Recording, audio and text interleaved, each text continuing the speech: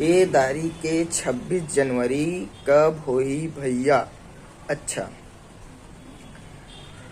ए दारी के 26 जनवरी ना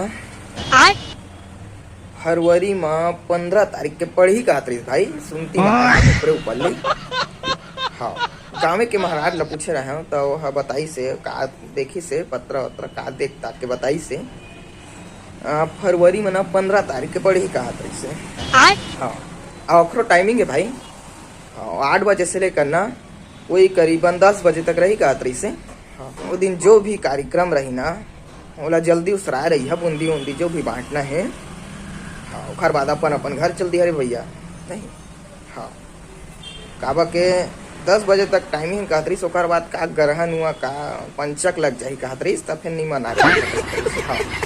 हाँ, फरवरी में 15 सुरता राखे रही है।